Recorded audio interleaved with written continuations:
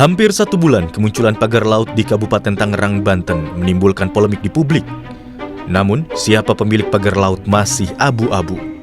Tak hanya merusak ekosistem laut, dugaan pemalsuan sertifikat di area laut juga jadi perhatian.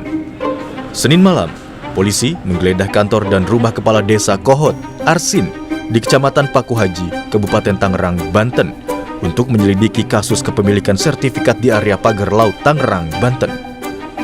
Polisi juga menggeledah rumah Sekretaris Desa Kohot, Ujang Karta.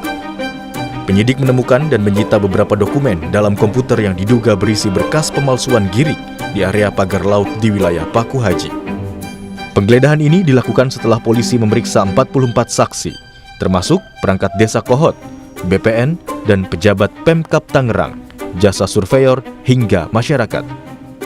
Sebelumnya, kasus dugaan pemalsuan sertifikat di kawasan pagar laut Kabupaten Tangerang naik penyidikan setelah penyidik Bareskrim Polri melakukan gelar perkara pada 4 Februari 2025. Meski sudah memastikan ada unsur pidana dalam pemeriksaan, polisi belum menetapkan satupun tersangka.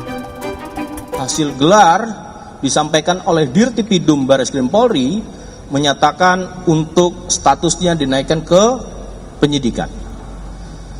Proses penyelidikan yang sejak dilakukan dari tanggal 10 Januari 2025 sudah melakukan interview, mengundang saksi-saksi, dan disampaikan di sini adalah terkait dugaan adanya tindak pidana pemalsuan SHGB, ya, dan kemudian juga akan kembali memanggil 25 saksi. Namun, informasi berbeda justru disampaikan salah satu pelapor, yakni Perhimpunan Bantuan Hukum dan HAM Indonesia atau PBHI. Ketua PBHI, Julius Ibrani, menyebut sudah mendengar informasi bahwa ada 3-4 orang yang telah ditetapkan sebagai tersangka. PBHI mendesak pengusutan kasus ini secara transparan.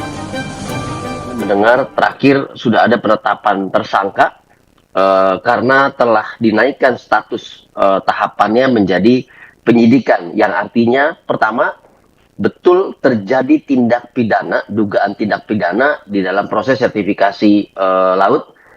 Itu yang pertama. Yang kedua, ada alat bukti yang cukup, paling tidak 2 alat bukti permulaan, sehingga telah ditetapkan beberapa orang tersangka. Kami sudah mendengar ada beberapa nama gitu, sekitar 3 atau 4.